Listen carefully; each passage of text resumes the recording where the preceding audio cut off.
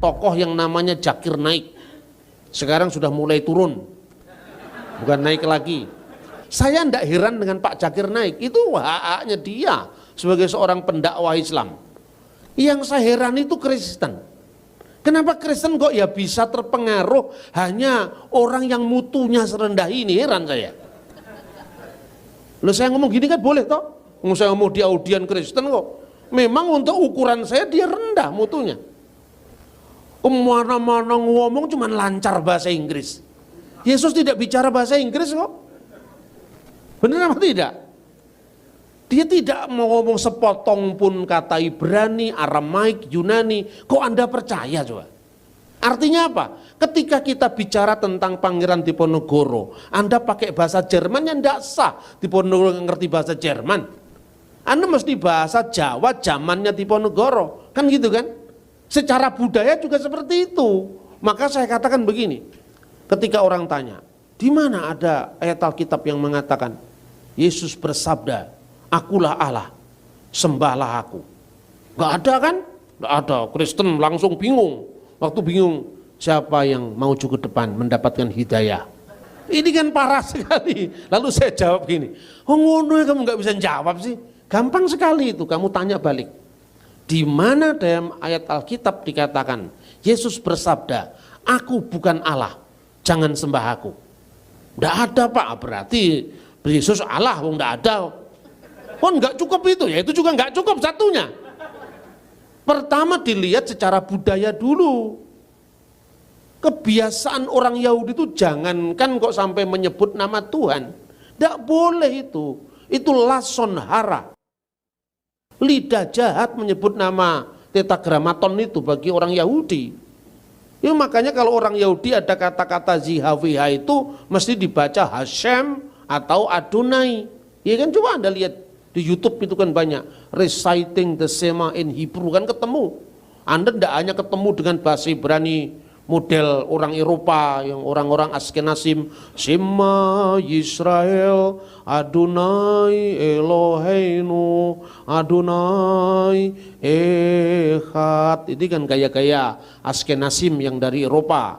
Tapi gaya-gaya orang Yahudi yang di Yaman, orang Yahudi yang di timur itu, ya, Sephardim yang di Spanyol itu kan bacaannya lebih meliuk-liuk. Shema Yisrael Adonai Eloheinu Adonai Echad. Adonai Eloheinu Adonai Echad ini jauh sebelum kulhu Allahu Ahad. Itu suwe iki. Bukan hanya kulhu Allahu Ahad, itu kan zaman abad ke-7. Adonai Echad itu jauh, zaman Musa sudah ada itu. Gitu loh. Jadi pertanyaan itu menunjukkan bahwa dia awam.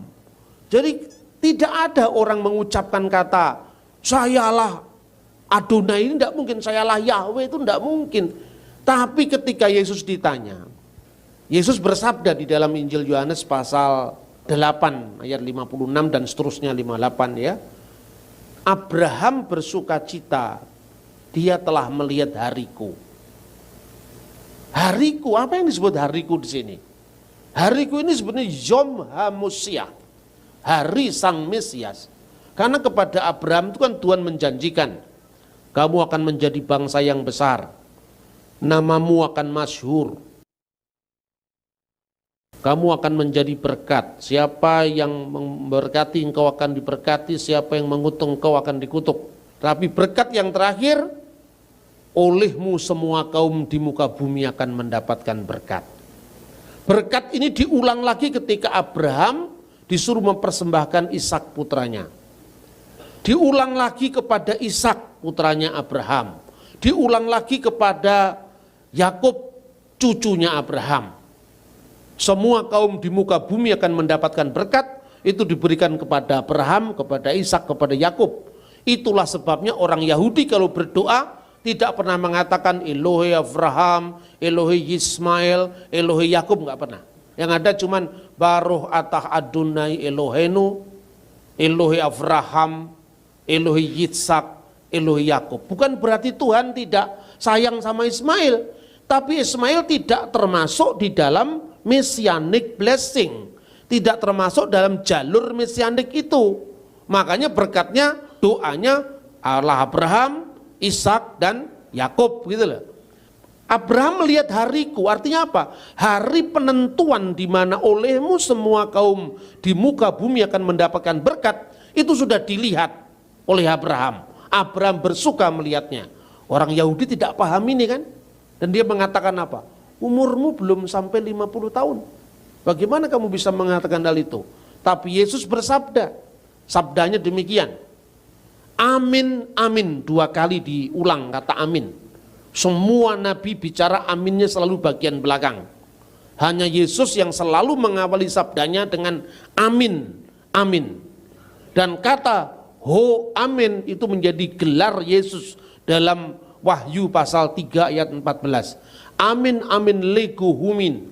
Sesungguhnya aku berkata kepadamu, prin Avram genestai ego eimi. Sebelum Abraham jadi, ego eimi, aku ada. Aku ada ini petunjuk kepada nama tetragramaton tadi, ego eimi hoon. Akulah dia sang maha ada. Aku adalah aku. Eyeh asyur eyeh itu diterjemahkan dalam bahasa Yunani Alkitab Septuaginta, ego eimi hoon. Dalam kitab Nabi Yesaya sering kali Tuhan berkata anihu, akulah dia. Terus orang-orang Yuditarian ngomong begini, dan itu yang menjadi bacaannya mungkin Zakir Naik. Di mana ada kata akulah dia diartikan harus akulah Tuhan. Akulah dia pokok anggur, akulah semua juga akulah dia itu. Akulah jalan, ego eimi hodos, akulah jalan. Tapi konteksnya ketika Yesus mengatakan ego eimi, dia mau dirajam batu. Kenapa mau dirajam batu? Karena orang yang menghujat Allah, yang menyamakan diri dengan Allah akan dirajam batu gitu kan. Jadi kalau membaca Alkitab tidak cukup dengan teks, tidak cukup dengan interteks, tapi juga dengan konteks secara keseluruhan. Di sini perlunya kita belajar studi sejarah, studi tentang arkeologi Alkitab. Jadi pertanyaannya, ketika kemudian Yesus bangkit di antara orang mati, Thomas melihat bukti luka yang ada di tangannya, apa katanya? Ya Tuhanku dan Allahku. Apakah Yesus menolak penyembahan Thomas? Tidak, dia menerima. Berarti Yesus ya my Lord and my God. Yesus itu adalah Tuhan dan Allah.